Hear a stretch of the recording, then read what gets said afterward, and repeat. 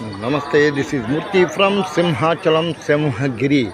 శ్రీ శ్రీ శ్రీ వరహాలక్ష్మీ నరసింహస్వామివారి దేవస్థానం సింహాచలం కొండపై ఉన్నానండి. చూస్తున్నారు కదా సింహాచల ప్రాంగణం ఎంత అద్భుతంగా ఉందో.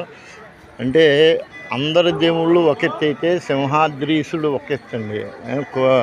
ఇప్పుడు ఎంత పవర్ఫుల్ అంటే కోపం ఎక్కువ ఎవరికి ఉంటుందో వీళ్ళంత వరకు వాళ్ళు కాస్త జెన్యున్గా ఉంటారంట. అన్నంతలో అంటే కోపిస్తున్న వాళ్ళ జెన్యున్ అని నేను చెప్పను, కానీ అంటే ఆ రకంగా ఏ రకంగా చూసుకున్నా కాస్త నిజాయితీ ఎక్కువగా ఉన్నదంటే కాస్త వాళ్ళకి ఇంకా కాస్త జాస్తి కోపం జాస్తి నాస్తి ఏదైనా అనుకోండి.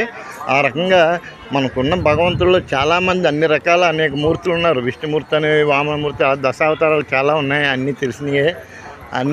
అందరు దేవుళ్ళు ఇటు వానరుడు ఇప్పుడు నరసింహస్వామి అంటే అండి సింహం తల ఉంటుంది, మానవ శరీరం ఉంటుంది. అటువంటి దేవతా మూర్తి అనేది వేరే ఎటువంటి చోటు ఎక్కడా కనపడదు. అటువంటి అద్భుతమైన స్వరూపం అన్నమాట. మీకు వరహాలక్ష్మీ నరసింహస్వామి స్టోరీ తెలియంటే భక్త ప్రహ్లాదుడి స్టోరీ తెలిసిందే. ఈ మధ్యకాలంలో ఒక చిన్న సినిమా కూడా రిలీజ్ అయింది. ఆ ప్రకారంగా మీరు ఆ సినిమా కూడా చాలా బాగుందండి. ఇది సినిమా ప్రమోషన్ కాకపోయినప్పటికీ చాలా ఇమేజ్లు చాలా బాగుంది. నాకైతే చాలా బాగా నచ్చింది. చిన్నపిల్లలకు కూడా చూపించవచ్చు.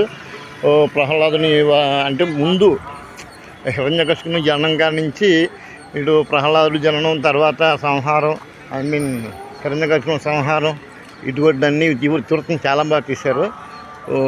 ఇటువైపుగానే వస్తే కనుక కంపల్సరీగా మీరు సింహాచలం అంటే వైజాగ్ వచ్చిన వారికి మాత్రం కంపల్సరీగా ఒకసారి అలాగే ఆర్కే బీచ్, కోర్టు ఇవన్నీ చూస్తారు, అది వేరే విషయం. అలాగే ఆధ్యాత్మికంగా మీరు సింహాచలేశ్వరుని దర్శనం చేసుకోండి, అంతా శుభం కలుగుతుంది.